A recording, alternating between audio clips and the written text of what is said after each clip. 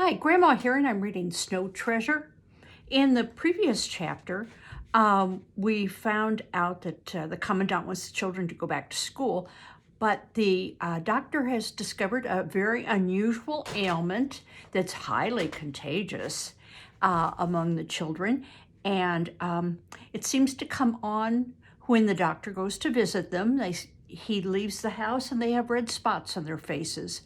The doctor is putting red spots on, and they're telling the commandant that they can't have school because of this contagious disease. Now, this was written in 1942, and in 1942 was a time when antibiotics were not prevalent. So prior to that time, when there was a lot of sickness and something that was very contagious, it was not uncommon for the schools to be closed. We recently went through that with COVID, but I can even remember my mother telling me that in her town in Arkansas, when malaria was going around, they would be quarantined and there would be a notice on their front door that no one was allowed in the house because of a disease that was in the house.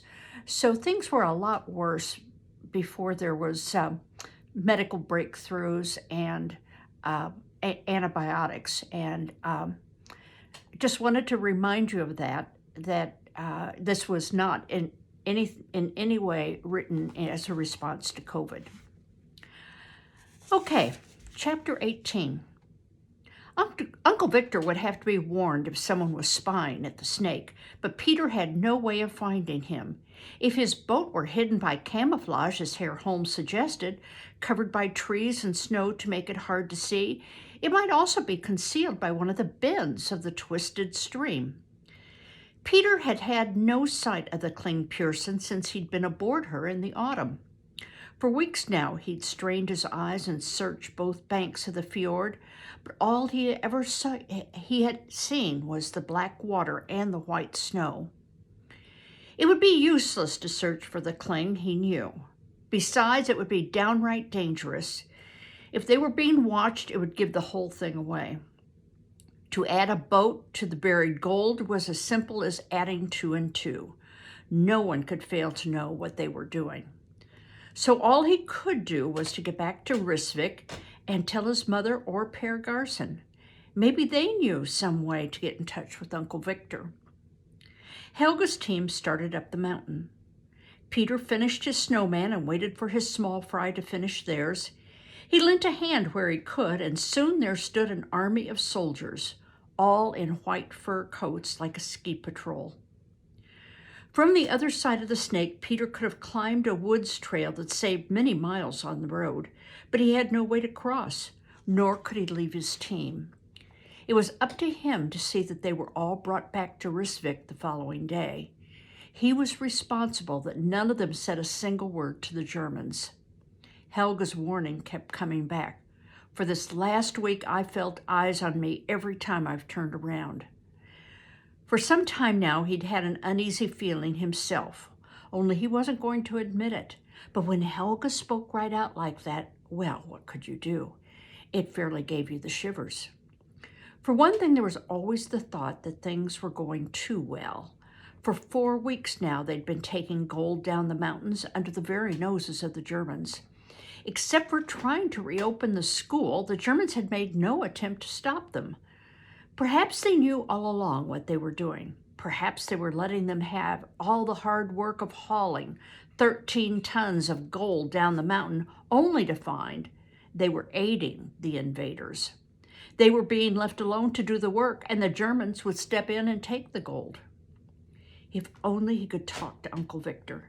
If only he knew that the bricks were taken aboard the Kling Pearson every night, but they must be, for every time he returned to the snake, the snow soldiers were lying on the ground. I think he means like the snowmen. Come on, everyone. Peter was impatient at his lagging team. We'll be caught if we don't hurry.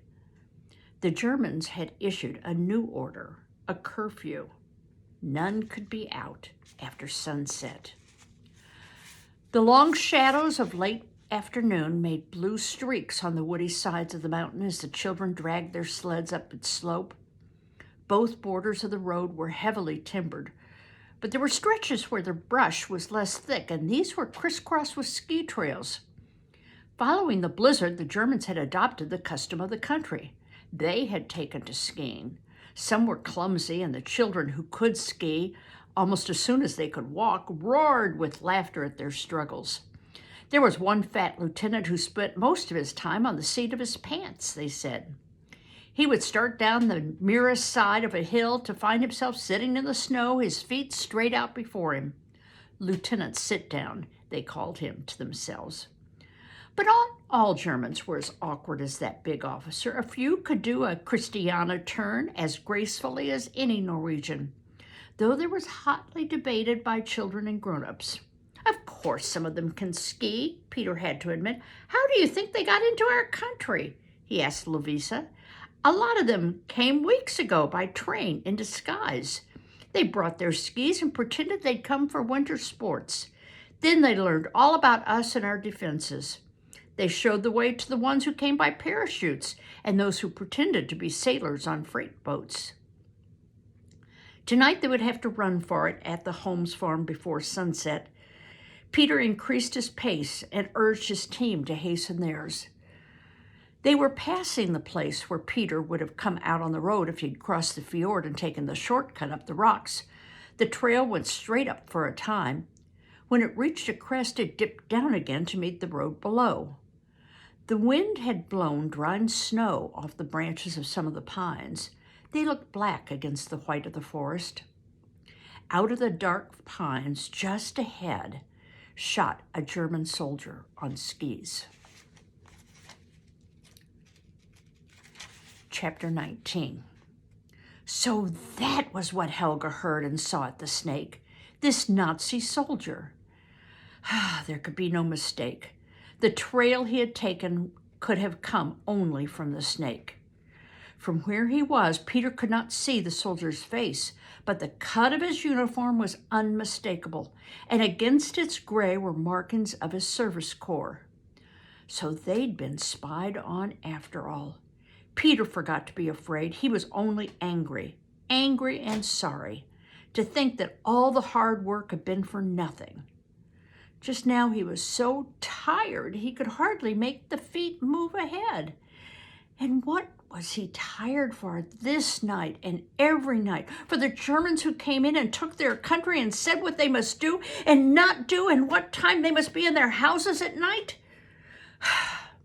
Well, Peter resolved they weren't going to have the gold. Not if there was still a chance to save it. Uncle Victor would certainly have to be warned, but how? To find him at night would be impossible when Peter couldn't even find him in the daytime. He could leave his team in the Holmes' care that night, but to go back to the Snake to look for his uncle was out of the question. There was a curfew, for one thing, and Peter was so tired he could have lain right down in the snow and slept. Perhaps Herr Holm could help him. Maybe he could find Uncle Victor's boat. Or he could hitch up his sleigh and go to Risvik and ask Peter's mother or Per Garson. But would he dare risk disobeying the curfew? He could get shot if he were caught. It said so on the notice on the school door. The Holmes had serious faces when Peter told of seeing the Nazi soldier on skis. We're all in on this, Herr Holmes said. If we're being trapped, I'm the first to face the firing squad. Night after night, I harbor you children. But Peter thought he didn't seem much afraid. Your mother will certainly have to be told, he decided. The teams of Lovisa and Michael will be starting out in the morning. We cannot let them be caught and the gold be taken. We could head them off when they pass here, Frau Holmes suggested. But where could we hide the gold? It wouldn't be safe here, and there's no use having them haul it all that distance just to cart it back. No, I'll have to talk it over with Frau Lindstrom. I'll go tonight. Tonight? But you can't. There's a curfew. His wife spoke sharply. I must. There's no other way. Frau Lindstrom will know what to do. But you could be shot. They'll have to catch me first. A sheet for me, Mama, and off I go. Over his heavy outdoor clothes, he draped a sheet. It fell in folds from his shoulders to his feet. Why do you think he's wearing a sheet? Well, we'll find out. Now a towel for the head. This he twisted into a turban. Now do you think they'll know me from the snow? They went outside with him while he strapped on his skis. Lucky they're down on the beach, not up here. If I'm fortunate, I won't meet any Germans. They would be in the woods, Papa, the good farm wife was anxious. Then I'll hide. He took up his ski poles. Well, I'm off to tell your mother about this spy. He addressed Peter. She'll surely know some way to get in touch with your uncle. The next morning when Peter awoke, he was alone in the barn. The others had gone long before. Froholm told him. We called them and sent them back to Rijswijk as always. That far they could go without a leader. But why was I allowed to sleep? Peter wanted to know. Papa brought word from your mother. You're to stay here until she comes.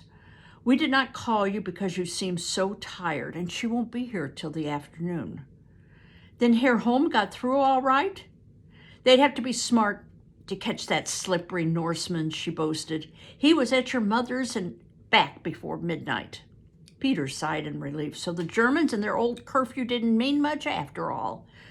But if he'd been caught, Peter shuddered. The penalty was posted on the school door. Why am I to wait for Mother? He asked. She's going to look for your Uncle Victor. You're to go along in case we need to get in touch with him again. Papa and your mama and Per Garson thought it best for you to go. So he would have to go back to the Snake that very day and maybe face the commandant who wanted to make him his servant. Well, it didn't matter. Herr Holm was safe and Uncle Victor would be warned. That was all that counted. It was 1 o'clock when a bobsled turned into the farmyard. Pulling it was Peter's mother, and on it sat Bunny and 2 other small children. Bunny smiled all over to see his brother in this strange place. Peter, his mother greeted him, I'm glad you had a nice long rest. But how are you going to find Uncle Victor? He asked. Oh, I have a chart of the Snake right here. She tapped her pocket. The Kling Pearsons marked with a cross. Uncle Victor left it in case we needed to know. You'll have to walk when you reach the beach, Peter warned. I don't know if these little fellas can walk all that distance. Well, then I'll pull them. I meant to anyway. For the looks of it, Peter. Tomorrow and the next day, Mrs. Berg and Mrs. Olson and some of the others are going to go down and take the babies. Peter understood. Anything to throw the Germans off the scent. For unless the spies already knew everything, no one would look for anything out of order from a woman with a sled load of children. We can carry a little gold, too, his mother said. Every bit counts, and this snow isn't going to last forever. So, they are carrying a toboggan with children, young children, down the slope, and they're going to have gold with them. Not as much as the ones on the sled, but a little bit. But Peter needs to talk to his Uncle Victor and let him know that there was one soldier that spied on them and had seen where they were going and what they were doing. Well, that's all for now. Bye-bye.